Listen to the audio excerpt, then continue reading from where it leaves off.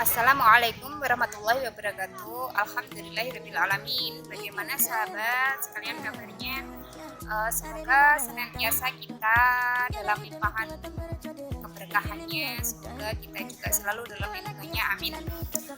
Dalam satu semester ini kita akan mempelajari tentang mata kuliah ekonomi bisnis. Jadi kira-kira apa ya yang akan kita bahas nantinya? Di ekonomi bisnis itu kita akan mempelajari tentang gimana strategi bisnis, kemudian bagaimana mengambil keputusan dalam bisnis yang akan kita jalankan. Selain itu kita juga akan mempelajari tentang ilmu juga teori-teori ekonomi yang akan kita praktekkan, akan kita terapkan dalam bisnis yang sedang kita jalankan. Oke. Bicara soal ekonomi bisnis, sedikit banyak kalian sudah tahu ya, sudah mahasiswa, sudah bukan lagi siswa, jadi pengetahuan kita kan sudah lebih luas. Sedikit banyak tentu kalian juga sudah memahami apa itu bisnis.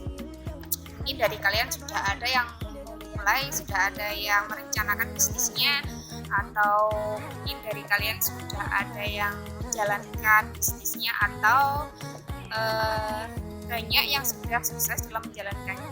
Oke, kita di sini akan menyimak, akan mendengarkan ulasan dari sahabat-sahabat kita kelompok 2 tentang apa sih yang mereka ketahui, bisnis ini seperti apa, juga contohnya. Oke, langsung saja kita simak. Oke, next.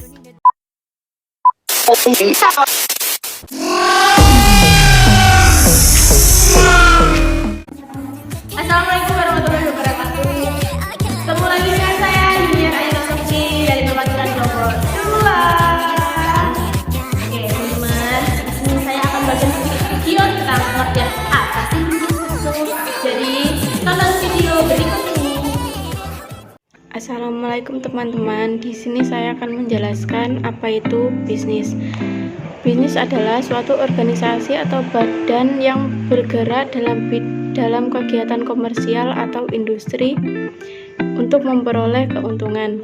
Dengan kata lain, bisnis kegiatan yang dilakukan oleh individu maupun organisasi yang melibatkan proses pembuatan, pembelian, penjualan atau pertukaran barang maupun jasa dengan tujuan untuk menghasilkan keuntungan. Konsep dalam bisnis yang pertama, strategi inti, yaitu visi, misi, hal ideal yang diharapkan bisnis tersebut. Sumber daya strategis yaitu hubungan kompetensi utama, proses inti, dan aset strategis. Perantara pelanggan yaitu hubungan informasi, dinamika hubungan, dan struktur harga. Jaringan nilai yaitu jaringan yang memperkuat dan melengkapi sumber daya perusahaan. Tujuan bisnis yang pertama, untuk memperoleh keuntungan dari kegiatan bisnis. Kedua, untuk pengadaan barang ataupun jasa yang dibutuhkan oleh masyarakat. Ketiga, untuk mencapai kesejahteraan pemilik faktor produksi dan masyarakat. Keempat, menciptakan lapangan pekerjaan bagi masyarakat. Kelima, untuk menunjukkan eksistensi suatu perusahaan dalam jangka panjang. Fungsi bisnis yang pertama, form utility, yaitu menghasilkan barang dan jasa yang dibutuhkan masyarakat. Kedua, possessive utility, yaitu penjualan, di mana sebuah perusahaan menjual produk konsumen yang membutuhkan. Yang ketiga, place utility, yaitu menyalurkan suatu barang atau jasa ke lokasi terdekat yang bisa dijangkau konsumen. Time utility, yaitu penyimpanan dan pemasaran dalam bisnis. Barang pada saat itu kurang bermanfaat untuk dikeluarkan pada saat barang tersebut lebih bermanfaat. Manfaat bisnis: mendapatkan penghargaan atau pengakuan, menjadi bos untuk diri sendiri, menggaji diri sendiri, bisa mengatur waktu dengan leluasa, memiliki masa depan yang cerah.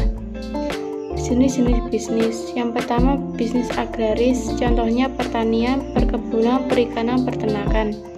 Yang kedua, bisnis industri, contohnya usaha yang Usaha dalam sektor rumah tangga, sektor usaha kecil, sedang, dan besar. Yang ketiga, bidang perdagangan. Contohnya toko kelontong, kios, agen, hingga distributor. Keempat, bisnis sektor jasa. Contohnya bimbel, rumah sakit, transportasi, hingga pelatihan. Bisnis pertambangan. Contohnya bisnis batu bara, emas, minyak bumi, pasir, bebatuan, dan mineral. Keenam, bisnis pariwisata. Usaha yang memanfaatkan alam, tatanan sosial, adat, dan kesenian sebagai daya tarik wisatawan. Oke, dari Kak Rami, terima kasih sudah menyampaikan pengertian apa sih bisnis itu. Jadi teman-teman, kalau belum paham, kita akan tanya jawab pada sesi selanjutnya. Sebelum itu, saya mau mendatangkan tamu spesial untuk hari ini. Siapakah dia? Dia juga teman kita. Dia memiliki usaha dalam bidang rajut. Keren ya? Siapa sih? Oke, tidak perlu lama-lama, kita akan panggil Kak Nadia. Halo, nama saya Nadia Isha Fadila, saya juga dari Prodi Administrasi Bisnis. Halo Kak Nadia, gimana kabarnya? Alhamdulillah baik. Gimana nih studinya? Semoga semoga amin. Amin. Oke Kak Nadia, terima kasih sudah menjadi narasumber kita hari ini. Maaf nih buat waktunya. Oke, kita nggak berhenti ya. Oke, semangat. Semangat banget. Oke, nggak perlu lama-lama, kita lanjutkan sesi tanya jawab. Kak Nadia, berapa lama sih Kak Nadia menjalankan usaha bidang rajut ini?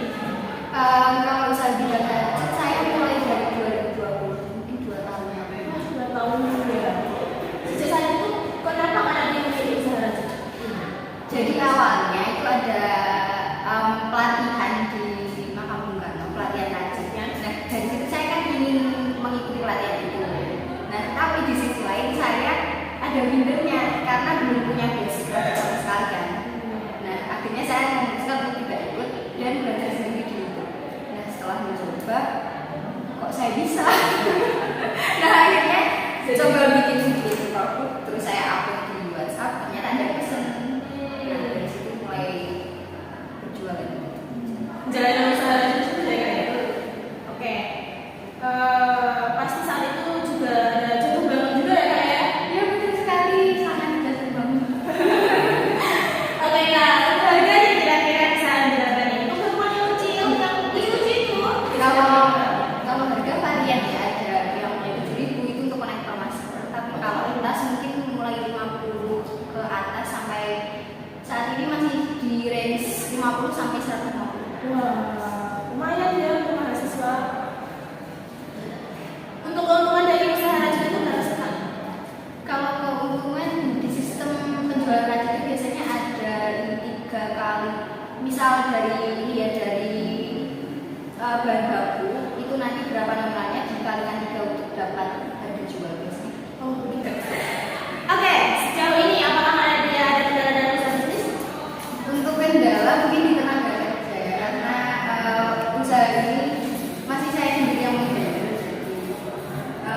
Oh ya, kendalanya pada saat waktu itu saya kecelakaan, kemudian itu pemulihannya butuh waktu 6 bulan dan di saat 6 bulan itu juga bisnis ini harus berhenti. Di sementara ya Kak ya? Oke. Baik, oke teman-teman, kita lihat dulu hasil usaha rajut Kak Nadia. Cekidot. So baby, come with me.